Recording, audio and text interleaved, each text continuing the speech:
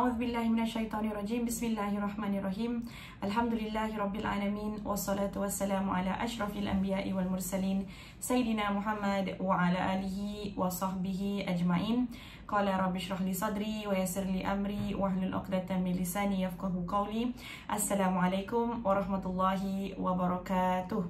Apa khabar muslimin dan muslimat semua? Semua sihat di rumah?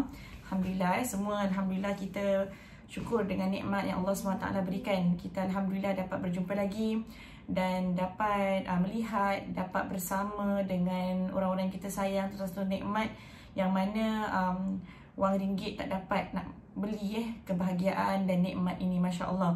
Jadi insya Allah hari ini kita sambung surah Al-Mutaffifin. Kalau muslimin dan muslimat ingat, pada minggu yang lalu, pada minggu yang lepas, saya terangkan mengenai surah Al-Mutaffifin, ayat 3 pertama je ataupun ayat 4 ayat pertama sahaja. Tapi memang Masya Allah beratnya, memang Masya Allah, sehingga saya mampu cuma 4 ayat pertama je. Memang surah Al-Mutaffifin ni surahnya panjang, ayatnya ada 36 ayat. Tapi message yang dalam surah Al-Mutaffifin ni memang Masya Allah, kita dapat belajar dan kita dapat muhasabah diri. Jadi Mutaffifin ni, saya seperti mana saya beritahu, adalah mengenai suatu amaran bagi orang-orang yang mana mereka suka merugikan orang yang beli daripada mereka. Dan apabila mereka hendak membeli daripada orang lain, maka mereka akan melebihkan ataupun mencukupkan. Subhanallah. Jadi ini adalah satu amaran daripada Allah SWT. Maksudnya macam kalau kita nak, dia kurangkan sedikit saja, dan yang dia kurangkan atau rugikan sedikit, sehingga orang yang membelinya sebenarnya tidak tahu yang dia kurangkan.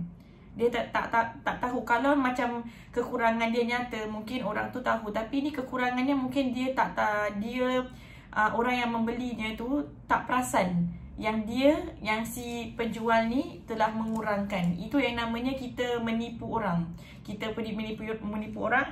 Di sini Allah SWT sebut, ala yadhunnu ulaika annahum mab'utsun. Tidakkah mereka sangka satu hari mereka akan ke hadapan Allah SWT? Mereka akan maksudnya di sini, orang tak tahu kita tipu orang, tetapi Allah tetap tahu kita tipu orang. Sedikit mana kita kalau ada niat nak kurangkan dengan niat nak tipu orang, maka orang tu tak tahu, tapi Allah tahu. Jadi ni macam contohlah, seperti mana saya bilang, epok-epok kita kurangkan. Daripada dulu kita tengok ada punya kuantiti resepi macam ni, tapi kita kurangkan sedikit. Mungkin si pembeli tak tahu, tapi kita kurangkan mungkin kentangnya, kita kurangkan sardinnya, dan kurangkan sedikit. Jadi mereka tak tahu. Tapi kita, apa yang mereka selalu beli mungkin $1 bahagiannya macam gini je, tapi kita kurangkan sedikit sampai mereka tak tahu yang sebenarnya kita kurangkan. Itu maksudnya adalah merugikan. Kadang-kadang mereka tahu kita kurangkan, tapi apabila ketika mereka beli tu, mereka tak tahu yang kita kurangkan. Jadi mereka yakin yang apa yang mereka beli tu sama dengan sebelumnya. Lepas tu mereka dah pulang bahagia tengok, alamak, ni bukan apa yang aku selalu beli. Subhanallah. Maksudnya dah membelinya, lepas tu pulang, lepas tu kita rasa kecewa lah, sebab apa yang kita bayarkan sebenarnya kita bayarkan untuk kualitinya ataupun kuantitinya yang sebegini, tapi kita dapatnya lain. Ini nanti nak masuk Ramadan, kita tengok masuk Ramadan, ada bazar-bazar Ramadan, wallahualam lah kalau ada bazar-bazar yang jual makan ataupun daripada rumah. Ini satu amaran untuk kita ataupun satu nasihat untuk kita, satu teguran daripada Allah SWT. Janganlah kita sampai orang beli makanan daripada kita, lepas tu sampai buka, katakan buka dah basi. Lepas tu kita bilang, kita masak pagi apa, mana tahu ada basi ke tak. Tapi kita kena fahamlah, orang ni bulan puasa, orang akan makan hanya lepas maghrib. Jadi kita kena siapkan makanan yang mana tidak merugikan orang itu. Itu pun termasuk yang sesuatu yang mungkin kita nak cepat kita masak hari sebelumnya, ataupun kita tak tumis betul. Jadi makanan tu dia cepat basi. Jadi macam-macam kita boleh buat, yang mana mungkin orang yang beli daripada kita tu, dia yakin benda tu dia boleh makan untuk buka puasa, dan ternyata tidak dapat. Itu pun namanya satu pembohongan, satu benda yang mana kita tidak tepatilah janji kita bila orang beli daripada kita sekian duit ni adalah harganya sekian macam ini, kita harus berikan servisnya ataupun kualitinya sama ataupun lebih. Jadi di sini banyak kita lihat apa tu, subhanallah, kita ada banyak jual beli sekarang online. Jadi kita harus betul-betul honest lah. Honest tu maksudnya jujur. Kalau benda tu memang cepat rosak. Saya kadang-kadang kalau beli barang, orang tu bilang dengan saya, jangan beli ni lah kak, ini benda ni kalau beli dia cepat rosak. Padahal benda tu mahal. Benda tu lagi mahal daripada benda lain. Ini lagi bagus kak, ini walaupun murah dia gini. Jadi saya rasa macam saya suka orang yang jujur. Dia bukan nak apa tu hard sell ataupun suruh saya beli yang mahal. Tak, macam itu. Dia selalu beritahu saya yang apa yang bagus untuk dibeli, maka kita beli. Itu surah Al-Mutaffifin yang awal. Jadi wailul lil mutaffifin, celakalah bagi orang-orang yang mutaffifin, orang yang mana kalau dia jual maka dia kurangkan sukatannya, dan kalau dia beli dia akan cukupkan atau lebihkan sukatannya. Dan ada As-Suddi meriwayatkan bahawa di Madinah ada seorang lelaki yang bergelar Abu Juhainah. Namanya Abu Juhainah. Kalau saya di Mesir tu, Juhainah tu nama brand susu. Sedap tu susu Juhainah tu, masya-Allah. Okay, dia Abu Juhainah. Ia mempunyai 2 penyukat. Kalau ia menyukat untuk dirinya, ia membeli. Kalau dia beli, dia akan gunakan yang besar. Jadi dia untung, betul tak? Dan kalau dia menyukat untuk orang lain, dia gunakan yang kecil. Maka diturunlah surah ini. Jadi ada yang katakan sekarang ada banyak riwayat yang mengatakan ini akan surah ni adalah surah Madinah, surah Madani yang turun di Madinah, awal-awal Madinah. Ada yang katakan ada yang diturunkan di Makkah. Tapi kita Makkah ke Madinah, yang penting mesejnya adalah kita kalau nak jual beli, jangan sampai kita merugikan orang. Dan bila kita nak beli sesuatu untuk diri kita, jangan sampai kita merugikan orang yang jual kepada kita. Jadi kita jangan tawar harganya seperti yang saya bilang. Kita tawar harganya, orang dah tetapkan price, tapi kita tawarkan sampai kita rasa puas, kita rasa bahagia, tapi mereka sebenarnya rugi sebab kita. Kadang kuih $1 pun kita nak tawarkan. Ke Ustazah, kuih lapis Ustazah, kenapa nak $1 Ustazah? Kadang-kadang kita tengok ada duit rental. Kita tengok kuih lapis tu kecil, tapi nak buat dia susah. Nak beli bahannya, nak buat, nak apa. Jadi kita ada banyak, kita tak tahu. Jadi kalau orang dah tetapkan harga tu sebegitu, kita kalau insyaAllah kita mampu beli. Kalau tak mampu jangan beli. Dan janganlah kita minta diskaun-diskaun, jangan minta family price, jangan minta diskaun-diskaun ni semua, jangan. Kita berikan yang sepatutnya mereka dapat. Tak kisahlah family ke tak family ke, yang penting kita berikan supaya kita orang pun suka. Mereka tak akan cakap tak apa ni family ke apa, tapi kita jangan take advantage. Jadi wailul lil mutaffifin, celakalah bagi orang yang mana dia mengelat dalam sukatannya, mengecoh dalam sukatannya. Jadi kehancuran untuk dia, azab yang pedih, dan dia akan duka cita. Orang yang ambil hak orang lain, dia takkan bahagia sebenarnya. Dia takkan bahagia, dia macam, dia rasa bahagia sekejap je. Dia rasa bahagia macam, oh aku untung banyak ni, aku untung $2, aku untung $20, aku untung $20,000 katakan. Tapi sebenarnya dia takkan bahagia dengan kekal. Kita ambil hak orang lain, dan kita tak akan bahagia. Allah akan letakkan sesuatu dalam kehidupan kita yang mana kita rasa macam tak tenang aja, walaupun kita bahagia seketika saja bila dapat duit tu. Jadi itu yang kita tak nak. Dan Rasulullah SAW daripada At-Tirmidzi, daripada Abu Sa'id, dalam bersabda Rasulullah SAW, wailun wadin fi jahannama yahwi fihi al-kafiru 40 kharifan qabla an yablugha qa'rahu. Yang maksudnya, yang riwayat Tirmidzi, maksudnya wail tu adalah satu lembah. Kan wailul kan? Jadi wail tu apa? Wail tu sebenarnya adalah satu lembah dalam neraka Jahannam. Wailul lil mutaffifin, wailul lil musallin. Ingat tak yang dalam surah wailul lil musallin, surah Al-Ma'un. Jadi wailul ni apa? Wailul ni adalah satu lembah. Satu lembah dalam neraka Jahannam. Dan si kafir terjun di dalamnya selama 40 musim sebelum sampai ke dasarnya. Subhanallah. Betapa dalam neraka tu, subhanallah. Ni adalah wail. Okay, jadi kita Allah memberikan kita amaran yang perkara sekecil ni Allah tahu, dan Allah boleh saja campak siapa-siapa yang melakukan kerugian untuk orang lain, menipu orang lain walaupun orang lain tak tahu. Allah boleh campak orang itu ke dasar Jahannam, sampaikan ke sedalam-dalamnya. Subhanallah. Itulah satu yang kita rasa satu yang mengerikan.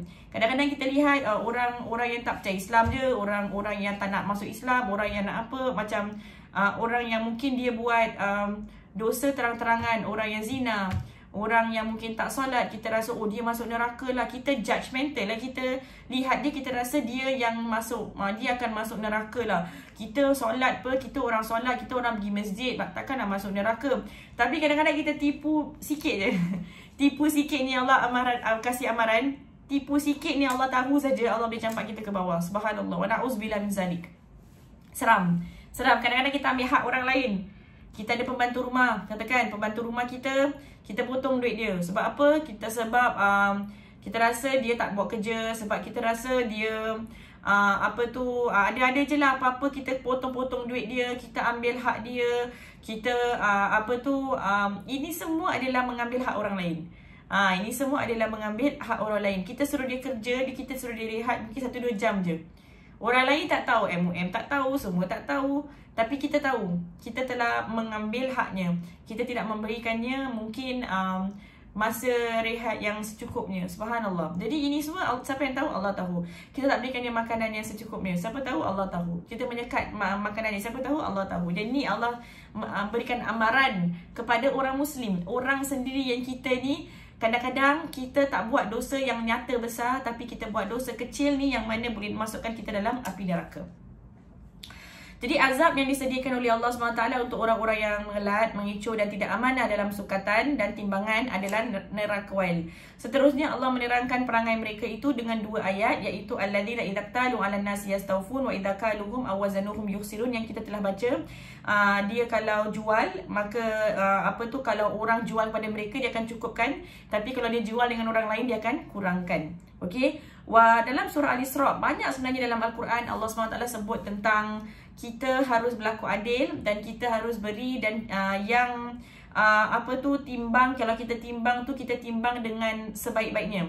Wa auful kaila idza kiltum wazinu bil qistasil mustaqim dzalika khairun wa ahsanu ta'wila. Dalam surah Al-Isra ayat 35 Allah SWT berfirman, sempurnakanlah sukatan apabila kamu menyukat, dan timbanglah dengan neraca yang lurus, itu lebih baik dan lebih terang. Subhanallah. Allah berikan kita satu teguran di sini. Jangan kita ambil hak orang. Kadang-kadang kita delivery driver saja. Delivery driver, lepas tu katakan kita nak deliver fries lah, kata french fries. Kita ambil satu je. Bau sedap ni goreng kentang goreng, kita ambil satu je french fries. Orang bukannya tahu kita ambil satu. Kita deliver dekat orang tu, dia tengok french fries dia kan banyak. Takkan orang tahu ambil satu, tak ada CCTV. Tapi Allah lah CCTV kita. Ataupun kita minum sikit je, Milo dia ke, Coke dia ke, Sprite dia ke, kita minum sikit, orang tak tahu kita minum sikit. Tapi siapa tahu? Allah tahu. Jadi subhanallah, ini adalah satu teguran untuk kita. Lepas tu dalam surah Al-An'am Allah beritahu wa auful kaila wal mizana bil qistas la nukallifu nafsan illa wus'aha. Yang maksudnya sempurnakanlah sukatan dan timbangan dengan saksama, dengan adil. Kami tidak memberati satu jiwa melainkan setakat kemampuannya. Sungguh hebat, Masya Allah ayat ni. Kadang-kadang kenapa orang tipu? Orang tipu sebab dia takut dia dapat kurang. Orang tipu sebab keuntungan dirinya. Dia takut dirinya tak ada. Dia nak untuk dirinya. Betul tak? Jadi dia takut tentang dirinya. Di sini Allah kata la nukallifu nafsan illa wus'aha. Allah tak membebankan sesuatu jiwa melebihi apa yang dia mampu. Jangan kita risau, kita beri lebih kepada orang lain, Allah akan berikan kita lebih lagi. Kadang-kadang kita takut nak berikan orang, sifat tamak kita, sebab kita takut nak berikan. Nanti kalau kasih dia aku tak cukup ni, kalau kasih jiran aku tak cukup. Kadang-kadang kita masak kuah pun, kita masak lauk, kadang nak kasih pun takut tak cukup, nanti tak akan cukup. Dia akan sentiasa cukup.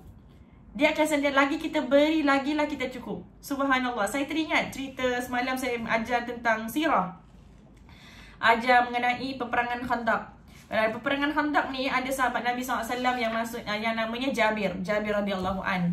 Jadi peperangan Khandaq ni kan orang 10,000 nak datang nak attack. Jadi 10,000 orang nak datang nak attack. Lepas tu orang-orang Islam, orang-orang Muslim cuma ada 3,000 orang. Jadi Rasulullah SAW tanya dengan sahabat-sahabat, kita nak buat apa? Kata Salman Al-Farisi, okey, kita gali parit. Gali parit, okey, dekat atas Madinah tu, dekat bahagian utara, kita gali parit. Jadi kalau mereka datang dengan kuda, 10,000 orang dengan kuda, mereka tak dapat nak pergi masuk ke Madinah sebab ada parit, sebab kuda kan tak boleh masuk dekat pergi bawah parit. Jadi Rasulullah SAW kata okey, jadi mereka gali parit 2 km, gali parit. Ketika mereka gali parit tu, mereka keadaan di Madinah mereka tak cukup makanan. Jadi bila mereka gali parit tu semua, orang-orang sahabat-sahabat Nabi yang gali parit tu semua, mereka dalam kelaparan. Rasulullah SAW sendiri ambil batu kecil-kecil, lepas tu ikat dalam kain, ikatkan kepada perut Rasulullah SAW untuk menahan lapar. Subhanallah. Ketika itu Jabir di rumahnya ada sedikitlah daging, ada sedikitlah tepung untuk buat roti. Jadi Jabir radhiyallahu an lihat pada Rasulullah SAW, muka Rasulullah SAW tu nampak ada kelaparan, ada penat, orang tak makan berapa hari, subhanallah. Jadi Jabir memang sayangkan pada Rasulullah SAW. Jabir tanya pada isterinya, boleh tak kita jemput Rasulullah SAW ke rumah kita untuk makan? Niatnya baik, nak kasih makan Rasulullah SAW, tapi tak mampu nak kasih semua makan, mampunya cuma ke satu orang. Kadang-kadang kita macam gitu kan, mampu cuma kasih satu orang saja. Jadi kita jemput satu orang, tapi yang datang satu batalion, macam mana tu? Hari raya kita masak, ada orang telefon aku nak datang rumah kau, okeylah masak. Kita masak satu ayam yang nak datang satu family. Sekali satu bas datang. Sekarang tak boleh satu bas dengan COVID-19, satu bas datang. Tak cukup macam mana ni kita stres kan. Ini yang terjadi daripada zaman peperangan Khandaq. Bila Jabir datang kepada Rasulullah SAW, Jabir whisper, dia membisik pada telinga Rasulullah SAW. Katakan dengan Rasulullah SAW yang bahawa di rumahku ada sedikit makanan, marilah jemput makan. Dia jemput siapa? Dia jemput Rasulullah SAW saja. Rasulullah SAW kan dia bisik dengan Rasulullah SAW, jadi nampaklah dia jemput Rasulullah SAW saja. Rasulullah SAW diri dan bila beritahu, ya ahlal khandaq, wahai orang-orang yang sedang menggali parit, Jabir akan adakan satu walimah, akan satu kenduri, dia jemput semua orang makan. Jadi Sayyidina Jabir radhiyallahu an pun terperanjat. Alamak, aku jemput satu orang je, tak cukup makan. Kata Rasulullah SAW, jangan khawatir. Bila dengan isteri kamu, jangan masak dulu, tunggu aku. Jadi Rasulullah SAW pergi dengan barakah Rasulullah SAW. Tepung tu boleh buat roti untuk lebih daripada 1,000 orang makan. Daging yang kecil tu boleh mampu memberikan makan kepada lebih daripada 1,000 orang. Barakahnya apabila Rasulullah SAW memberikan barakah, Allah memberikan barakah dalam makanan, cukup dan lebih daripada cukup. Selepas orang semua makan, satu grup makan, lepas satu grup makan, lepas satu grup makan, cukup, Masya Allah. Pada peperangan Khandaq pun sama. Ada seorang wanita memberikan Rasulullah SAW ni dalam kitab Ar-Rahiq Al-Makhtum, ada kurma. Rasulullah SAW ambil kurma tu, Rasulullah SAW campak ke belakang. Bila campak tu, Rasulullah SAW tengok campak banyak, kurma tu jadi banyak, subhanallah. Kurma yang sedikit menjadi banyak, subhanallah. Jadi muslimat, nak masak tu muslimat, kita banyak selawat. Banyak baca Fatihah, banyak bacakan ya Fattah, ya Wadud, ya Latif. Kita bacakan dalam apa-apa, kita baca apa-apa yang muslimat tahu baca. Yakin, banyak selawat. Makanan tu insyaAllah cukup. Saya bagi yang orang yang mungkin buat home based business, tambahkanlah selawat. Tambahkan selawat dalam makanan kita, selawat dalam makanan kita, selawat dalam cupcake kita, selawat dalam epok-epok kita, subhanallah. Jadi ada barakah. Bila orang nak makan tu, dia bukan hanya makanan, tapi dia makan dengan selawat. Subhanallah. Ini adalah sesuatu yang saya rasa kita boleh belajar macam mana kita nak yakin dengan Allah SWT, dengan barakah makanan, dengan barakah waktu. Kita ni tak mampu. Kadang-kadang kita buat lauk kari dah sedap, kadang-kadang lauk kari kita tak jadi, betul tak? Kenapa tak tahu, entah hari ni tak ada rasa, tak tahu kenapa tak jadi. Jadi kita ni had kita, kemampuan kita terhad, tapi kemampuan Allah SWT tidak pernah terhad. Jadi kita banyak minta dengan Allah, kita banyak berselawat dengan Rasulullah SAW. Okey. Lepas tu Allah sebut juga, jangan fikir yang kita akan kurang. Orang datang orang datang makan kita simpan yang berani. Kasih dia biskut hapsing je. Sebab apa? Yang berani tu mahal jangan kasih orang kan. Tak boleh kasih orang. Tak, keluarkan, kasih orang makan. Tak kisahlah, keluarkan saja. Kalau diorang dah bau makan je, tak kisah. Bila diorang makan, kita dapat barakah. Dan di sini Allah SWT, Allah takkan beban seseorang melebihi apa yang dia mampu. Takkan rugi punya. Kita cuma insyaAllah ada cukup. Wa aqimul wazna bil qisti wa la tukhsirul mizan. Tegakkanlah timbangan dengan adil dan jangan kamu merugikan timbangan. Dalam surah Ar-Rahman ayat 9.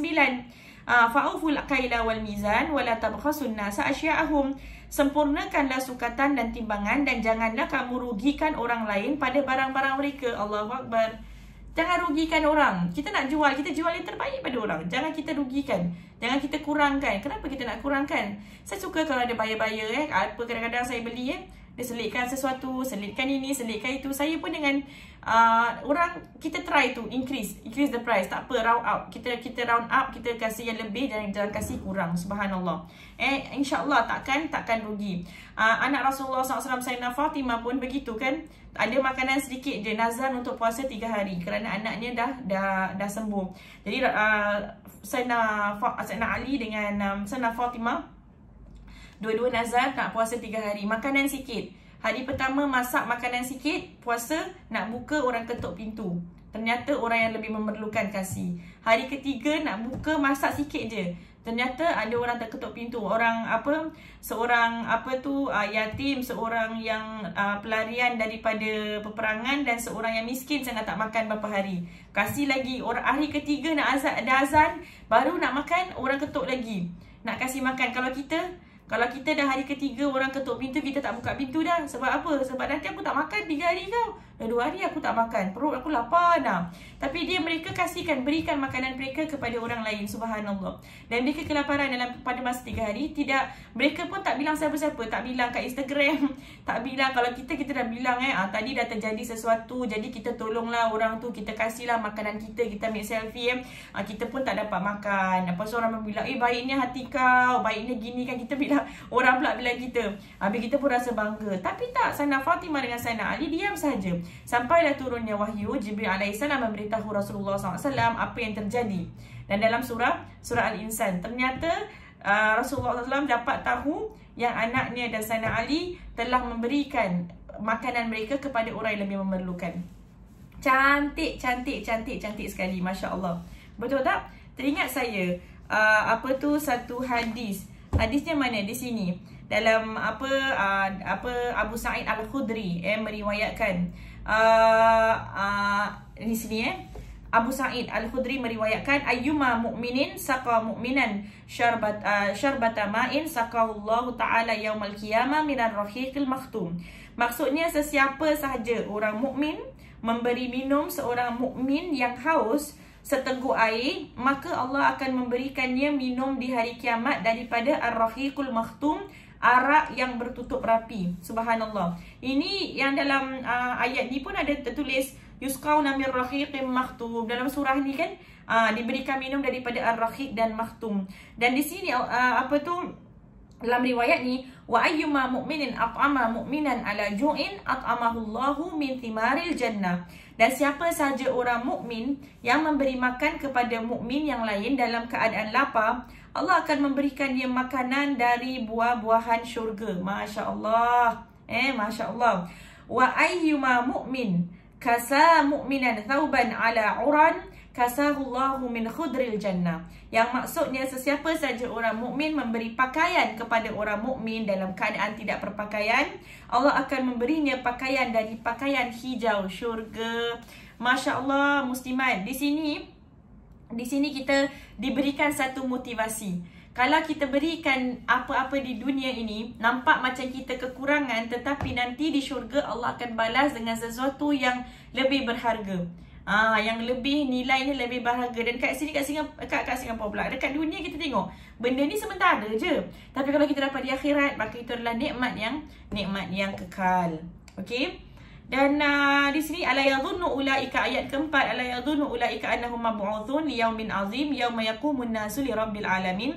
Adakah mereka tidak sangka bahawa mereka akan dibangkitkan? Mereka ditipu orang tak tahu. Adakah mereka sangka Allah tak tahu? Adakah mereka sangka benda sekecil ni Allah tak akan nampak? Adakah mereka sangka benda sekecil ni Allah tak akan hitung? Adakah mereka sangka benda sekecil ni Allah tidak akan memberikan balasan?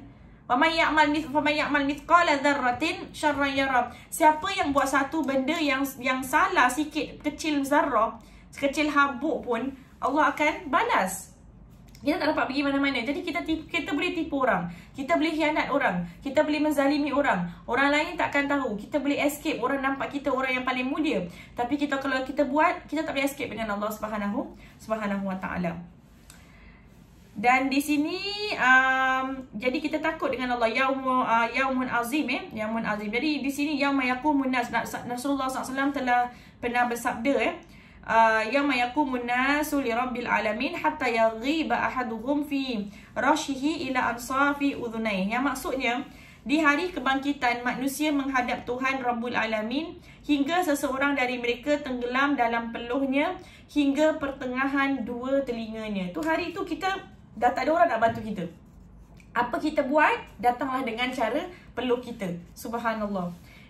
Huraian ayat 7 dan 8 dan 9. Kalla inna kitabal fujari lafi sijjin. Buku orang-orang yang jahat itu tersimpan dalam sijjin. Wa ma adraka ma sijjin. Tahukah kamu apa tu sijjin? Kitabun marqum. Itu adalah buku yang tertulis. Apa maksud sijjin di sini? Orang yang mereka merugikan orang dalam mengambil hak orang dan mereka merugikan dalam timbangan, merugikan orang lain dalam timbangan. Orang ini sama dengan orang jahat. Kitabul fujar. Fujar ini datang perkataan fajrun. Fajr, salatul fajr, salat subuh. Fajr tu adalah ketika fajr tu maksudnya mengoyakkan dirinya. So jadi kalau dinamakan fajar sebab bila malam sedang gelap ada lampu ataupun ada sinaran yang mengoyakkan kegelapan malam. Jadi namanya fajar. Jadi inna kitabal fujar adalah orang yang dia mengoyakkan. Allah dah berikan kita, jangan kita tipu orang, jangan kita gini, kita harus berlaku adil, tapi dia tak kisah, dia langgar je.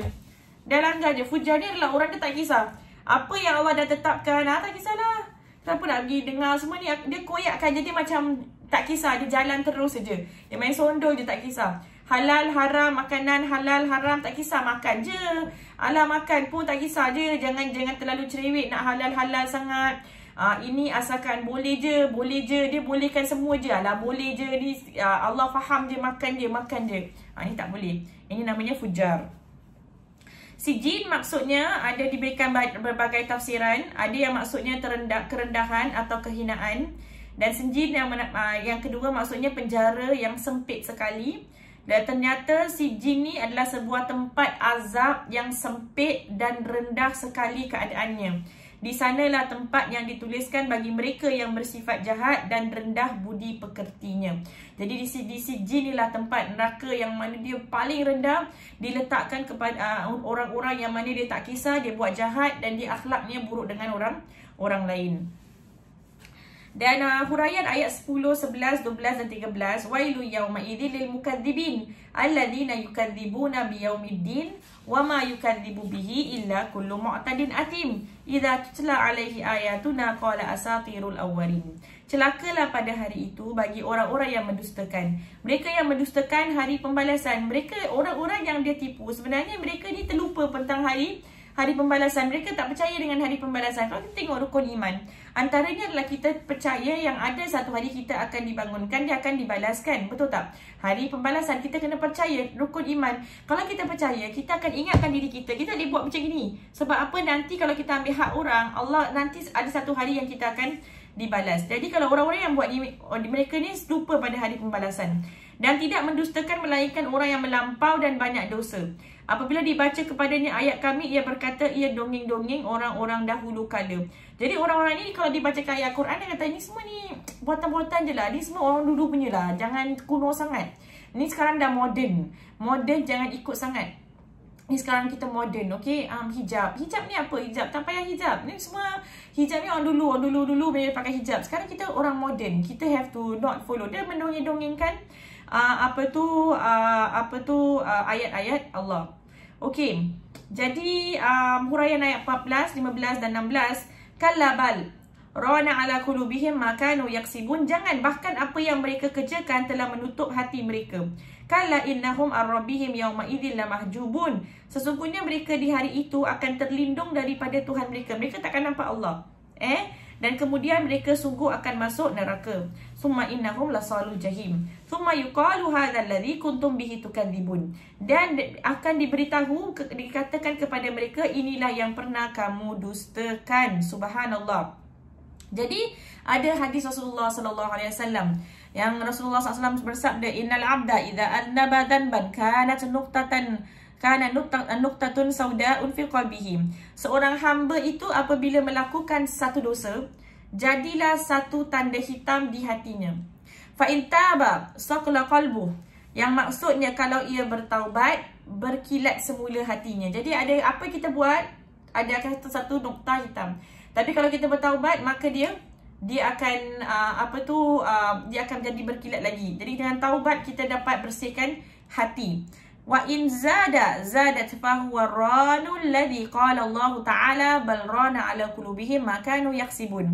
Dan kalau ia melakukan dosa berterusan, bertambahlah titik hitam itu yang difirman oleh Allah SWT, bahkan telah berkarat hati mereka oleh kerana dosa yang diperbuatkan. Inilah ayat ni.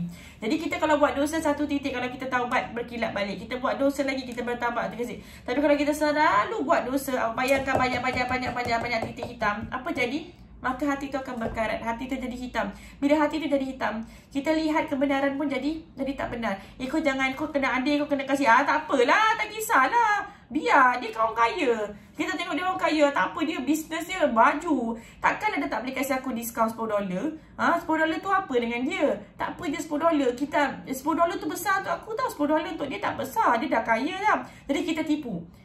Itu hati yang dah rasa macam dah tak boleh fikir apa yang betul dan apa yang sebenarnya benar. Dah tak boleh fikir dah apa yang salah, apa yang benar. Sebab apa? Dia hatinya dah banyak buat dosa. Subhanallah. Okey. Jadi di akhirat nanti mereka tidak berpeluang melihat Tuhan mereka kerana mereka ditempatkan di sijin. Menurut Imam Asy-Syafi'i, ayat ini menjadi dalil bahawa Allah SWT dapat dilihat di hari akhirat bagi orang-orang mukmin di dalam syurga. Sebagaimana bunyi firman Allah SWT dalam surah Al-Qiyamah, wujuhun yawma idzin nadhira ila rabbiha nazira. Maksudnya nanti ada beberapa muka di hari itu berseri-seri akan melihat kepada Tuhannya. Nah, Ibnu Jarir meriwayatkan dengan sanadnya daripada Al-Hasan bahawa pada mulanya akan dibukakan hijab semua orang. Sama ada mukmin atau kafir akan melihat Tuhannya. Kemudian orang kafir akan terlindung, manakala orang-orang mukmin akan terus melihat pagi dan petang. Akhirnya orang kafir itu akan masuk neraka Jahannam dan akan dikatakan kepada mereka sebagai ejekan dan templakan, inilah yang kamu dustakan dahulu. Kalau kita lihat, kalau kita tengok, dah tengok Allah, lepas tu kita ditarik nikmat tu, dia lebih, orang yang tak pernah kaya, dia miskin je, dia okey. Tapi orang yang dah pernah kaya, dia jadi miskin, dia lagi berat. Sebab dia pernah rasa nikmat. Bila dia pernah rasa nikmat tu ditarik daripada dia, dah susah. Sebab pernah rasa macam mana jadi kaya, macam mana senang jadi kaya. Begitu juga kalau orang dah tengok Allah, lepas tu ditarik nikmat lihat Allah, dia dihuman ke dalam neraka, dia akan rasa regret, akan rasa menyesal. Sebab apa? Dah pernah rasa nikmat melihat Allah SWT. Masya Allah. Nanti insya Allah saya sambung lagi. Dah setengah jam dah, lebih dah setengah jam dah. InsyaAllah kita sambung lagi surah Al-Mutaffifin. Sebab saya rasa banyak kita boleh muhasabah dalam surah ini. Banyak kita boleh belajar dalam surah ni. Dan kita banyak amaran-amaran, teguran-teguran untuk diri kita insya-Allah. Semoga kita digolongkan dengan orang-orang yang mana dapat melihat Allah SWT seterusnya dalam syurga. Dan orang-orang yang mana diberikan minuman dalam syurga. InsyaAllah nanti pada minggu depan kita akan belajar mengenai dalam syurga, nikmatnya dalam syurga, macam mana tu dalam syurga, Masya Allah, dalam surah ni juga insya-Allah. Sekian di sini sahaja muslimin dan muslimat. Kita akhiri dengan tasbih kafaran ataupun kita tasbih dengan wabillahi taufiq wal hidayah. Wassalamualaikum warahmatullahi wabarakatuh.